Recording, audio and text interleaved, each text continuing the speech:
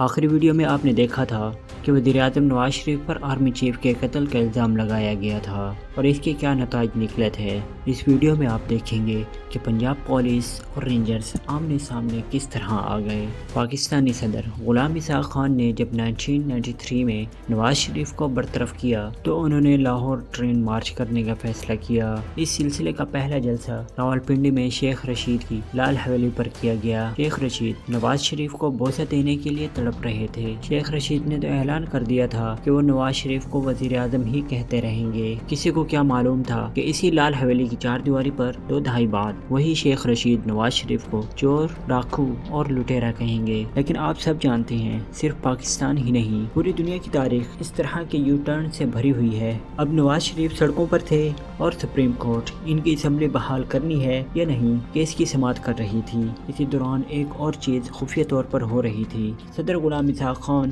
اور بے نظیر بھٹو نے مل کر پنجاب میں موجود IGI کے وزیر اعلیٰ غلام حیدر ویں کو ہٹانے کی سازش کی تھی۔ اس سازش میں نواز شریف کے ایک اہم اتحادی ان کے ساتھ مل گئے۔ یہ تھے پنجاب اسمبلی کے اسپیکر میاں منظور احمد وٹو۔ صدر اور بے نظیر بھٹو نے انہیں وزیر اعلیٰ پنجاب بنانے کے وعدے پر اپنے ساتھ ملا لیا تھا۔ نواز شریف کی اتحادی جماعت پنجاب اسمبلی میں کل 209 نشستیں تھیں، لیکن منظور احمد وٹو نے IGI کے 17 اراکین کو توڑ کر ایک الگ بلاک بنا لیا۔ حیرت کی بات یہ کہ چند ہی دنوں میں نواز شریف کی مسلم لیگ کے کئی اراکین بھی منظور احمد وٹو کے ساتھ جا ملے۔ وہیں حکومت کے کئی وزراء نے بھی استعفے دے دیے۔ اس طرح منظور احمد وٹو نے ضروری اکثریت حاصل کر لی اور اسمبلی میں غلام حیدر ویں کے خلاف تحریک عدم اعتماد پیش کر دی۔ 25 اپریل 1993 کو تحریک عدم اعتماد پر ووٹنگ ہونی تھی۔ اس صورتحال میں نواز شریف کے حامیوں کی تعداد 209 سے کم ہو کر صرف اور صرف 20 رہ گئی تھی۔ مسلم لیگ کے باقی اراکین سمیت تقریباً 150 اراکین منظور احمد وٹو کے ساتھ جا چکے تھے۔ اسی لیے اس صورتحال میں تحریک عدم اعتماد کا کامیاب ہونا یقینی تھا اور اس کا مطلب تھا کہ غلام حیدر ویں اب پنجاب کے وزیر اعلیٰ نہیں رہیں گے۔ ووٹنگ سے پہلے اسمبلی کے باہر مال روڈ پر کسی ناخوشگوار صورتحال کو کنٹرول میں رکھنے کے لیے سینکڑوں پولیس اہلکار تعینات کیے گئے تھے۔ مسلم لیگ کے جالوں پر لاٹھی چارج اور آنسو گیس کے گولے برسائے گئے جب انہوں نے اسمبلی میں داخل ہونے کی کوشش کی۔ اسمبلی میں موجود نواز شریف کے 20 حامیوں نے جوڑ میں زور آزمائی کی اور ووٹنگ شروع ہوتے ہی ان 20 اراکین نے اپنے مخالفین پر حملہ کر دیا۔ اسمبلی میں جنگل کا قانون تھا اور دونوں فریقوں نے مخالفین کو پیشنے کے لیے لات گھونسے سے لے کر جو بھی ذریعہ ملا استعمال کیا۔ اراکین اسمبلی نے اپنے مخالفین کے خلاف پیپر ویٹ، جوتے اور کرسیاں استعمال کی۔ جسے کچھ نہیں ملا اس نے مائک ہی اکھاڑ کر مخالفین کو مارنے پر آمادگی دکھائی۔ یہ جھڑپ اور ہنگامہ تقریباً 1 گھنٹے تک جاری رہا۔ حیرت کی بات یہ ہے کہ اس شور شرابے کے دوران تحریک عدم اعتماد پیش کر دی گئی اور منظور بھی کر لی گئی۔ غلام حیدر ویں کی حکومت ختم ہو گئی اور منظور احمد وٹو پنجاب کے نئے وزیر اعلیٰ منتخب بھی ہو گئے۔ بے نظیر بھٹو کا اتحادی PDI کا کوئی بھی رکن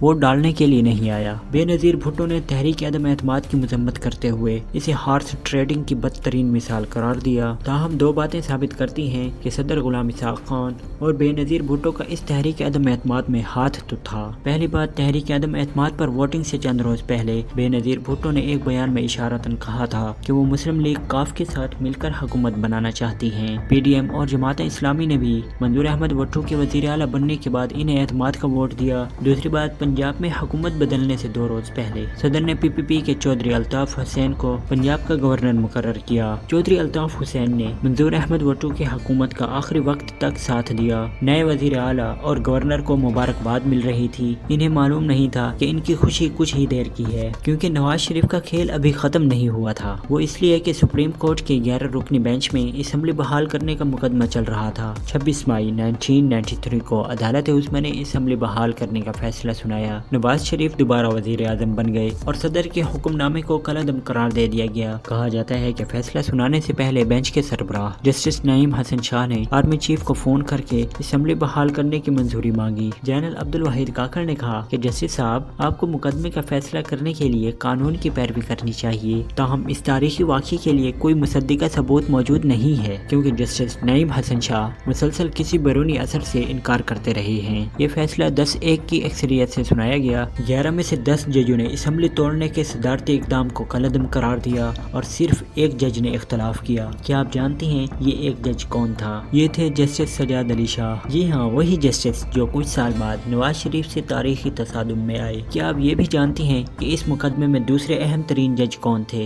जस्टिस मिस्टर रफीक तारड़, वही शख्स जो बाद में पाकिस्तान के सदर भी बने। इन दोनों जजों पर दिलचस्प कहानी भी आने वाले कुछ ही दिनों में पेश की जाएगी, लेकिन हम यहाँ आपको बताते हैं कि सुप्रीम कोर्ट के नवाज शरीफ हुकूमत बहाल करने के फैसले ने सदर के पल्ले कुछ न छोड़ा। अब सदर को महसूस हुआ कि पंजाब हुकूमत भी इनके हाथ से निकल रही है। बहाली के फौरन बाद नवाज शरीफ ने सबसे पहले पंजाब हुकूमत वापस लेने की कोशिश की, लेकिन इस बार इन्होंने पंजाब हुकूमत वहीं के कमजोर हाथों में नहीं बल्कि चौधरी परवेज इलाही के मजबूत हाथों में दी। वजीर आजम की हिमायत से चौधरी परवेज इलाही ने मुस्लिम लीग के बागी अरकान से रब्ता किया और वो वापस आना शुरू हो गए, जिन्होंने पहले नवाज शरीफ की कमजोर पोजीशन देखकर मंजूर भुट्टो का साथ दिया था। पंजाब असम्बली में फिर से तहरीक अदम एतमाद पेश कर दी गई, जिससे मंजूर भुट्टो की हुकूमत खतरे में पड़ गई। लेकिन अब मंजूर भुट्टो अकेले नहीं थे, बल्कि सदर और गवर्नर की हिमायत इन्हें हासिल थी। तहरीक अदम एतमाद पर वोटिंग होने से पहले ही इन्होंने गवर्नर को असम्बली तोड़ने का मशवरा दिया। इस तरह गवर्नर ने पंजाब असम्बली तोड़ दी, लेकिन मंजूर अहमद भुट्टो ने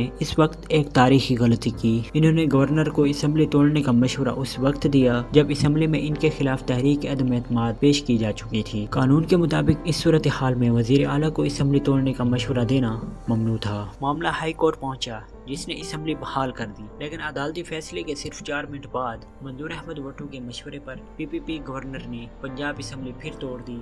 मामला दोबारा अदालत में चला गया और एक भयानक खेल शुरू हो गया। पाकिस्तान के सबसे बड़ा सूबा इंतजामी तौर पर हंसी का निशाना बन गया। इस सूरत हाल में नवाज शरीफ ने पार्लियामेंट का मुश्तरका इजलास बुलाया और मरकज ने पंजाब का कंट्रोल संभाल लिया। इसी करारदाद के जरिए मियां अजमत शाह को पंजाब का एडमिनिस्ट्रेटर भी मुकर्रर कर दिया गया, लेकिन मंजूर अहमद भुट्टो ने विफाकी फैसलों के खिलाफ बगावत कर दी और कहा कि मरकज की तरफ से पंजाब भेजा गया कोई भी अफसर OSD बना दिया जाएगा। इन्होंने ऐसा इसलिए कहा क्योंकि सदर गुलाम इसहाक खान की इन्हें मुकम्मल हिमायत हासिल थी। न सिर्फ सदर बल्कि कैद हिज़्ब इख्तिलाफ ने भी इनका साथ दिया। बेनज़ीर भुट्टो ने भी पार्लिमानी फैसलों को जाली करार देते हुए हुकूमत के खिलाफ बगावत का मुकदमा दर्ज करने का मुतालबा किया। पंजाब में सूरत हाल मजीद बिगड़ गई। किसी को मालूम नहीं था कि किसके हुक्म की तामील करे और किससे इनकार करे। फिर वो हुआ जिसका पाकिस्तान में कभी तस्वुर भी नहीं किया गया था। नवाज शरीफ ने रेंजर को हुक्म दिया कि वो मरकज को पंजाब पर कंट्रोल हासिल करने में मदद करे और अगर ज़रूरत पड़े तो वज़ीर आला और गवर्नर को